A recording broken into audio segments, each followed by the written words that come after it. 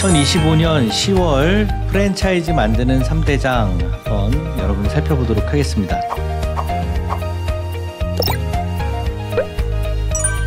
정보공개서에 지금도 매월 매일 자료가 올라오고 있습니다. 그래서 10월 31일까지 공정거래위원회에 올라온 정보공개서 등록된 자료를 가지고 상호와 관계없이 1456개 브랜드를 분석을 해서 가맹점당 매출액이 어디가 제일 높고 가맹점 수는 어디가 제일 많고 또 제곱미터당 매출액은 어디가 높은지 그런 것들을 한번 살펴보도록 하겠습니다. 자, 가맹점 수 10개 미만 브랜드는 이 숫자가 정밀하지가 않은 부분도 있기 때문에 제외를 했습니다. 한번 살펴보면요. 이런 브랜드들이 많아요. 예, 큰 글씨로 이마트24, 다이소, 예, 파스타예요. 뭐 이런 것들 보이시죠? KFC도 보이네요. 자, 가맹점 수로 보면은요. 이마트24가 5,938개 등록이 돼서 1위고요. 2위는 블루핸즈 2,448개, 그리고 BBQ 2,387개입니다.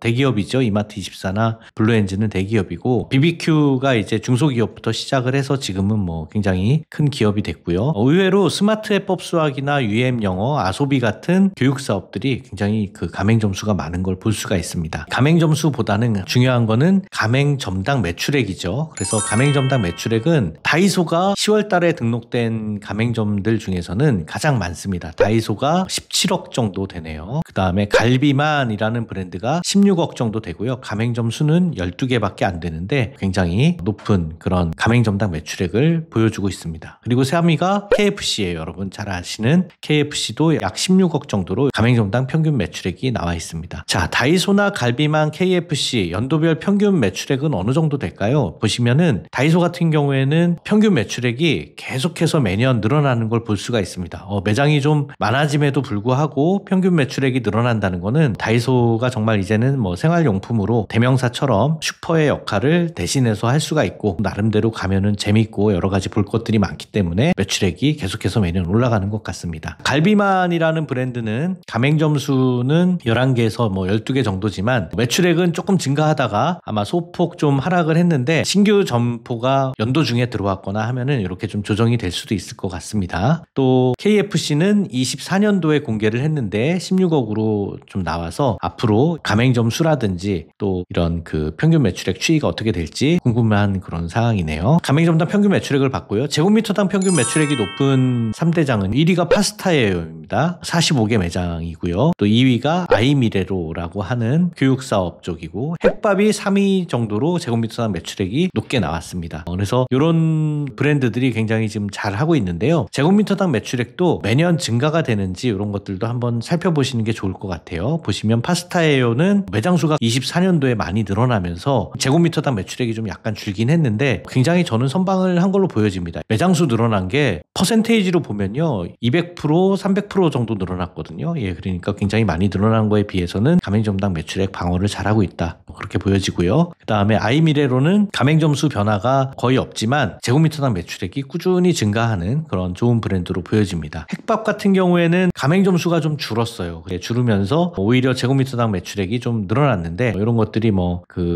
배달 정책을 실시했다든지 아니면 안 되는 매장들을 좀 속간해서 그런 건지 거기에 따른 제곱미터당 매출액이 좀 많이 올라온 그런 모습을 보일 수가 있습니다.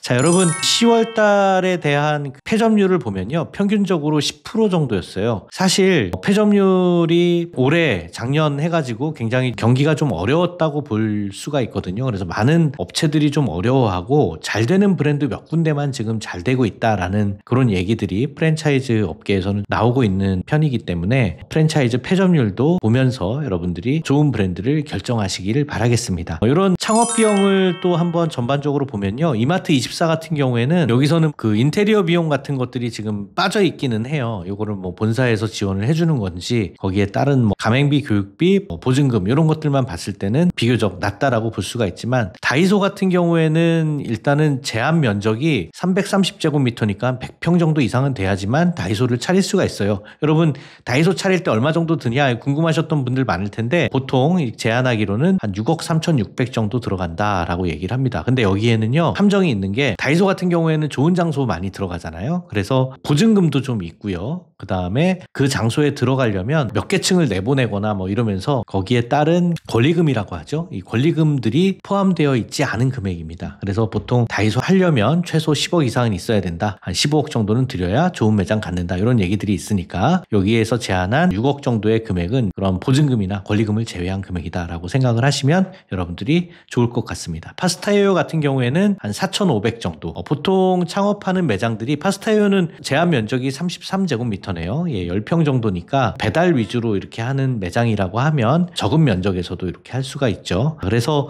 여러분들 보통 일반 매장들은 1억 이하에서 창업 비용을 많이 맞추려고 해요. 그래서 여러분들이 창업 비용을 1억 미만으로 이렇게 준비를 하시면 어느 정도는 창업을 할 수가 있는데요. 거기에는 대부분 보증금이라든가 권리금은 빠져 있습니다. 그리고 또 주류를 활용하는 데는 주류 도매상에서 일부를 대출을 좀 해주기도 해요. 주류 대출이 적게는 5천에서 뭐 많게는 1억까지도 나오는 그런 브랜드들이 있기 때문에 여러분들이 그런 내용들 잘 감안하셔서 창업 비용도 준비를 하시면 좋겠습니다. 자, 프랜차이즈 3대장 전자책으로 저희가 준비를 해놨는데요. 구입하시면 엑셀 데이터까지 드립니다. 자세한 내용은 댓글 보시면서 참고하시고요. 여러분 프랜차이즈 3대장 책자로 한번 만나보시고 프랜차이즈 창업은 여러분 가연세무법인과 상담하세요. 창업하면서 10년간 세금을 또 안 낼 수 있는 그런 노하우를 드리고 있습니다. 3대장 브랜드 보면서 놓친 브랜드, 이런 거 궁금하다 하는 알고 싶은 브랜드나 업종이 있다면 여러분들 댓글 남겨주시면 저희가 다음 영상에 참고하도록 하겠습니다. 푸만사 구독, 좋아요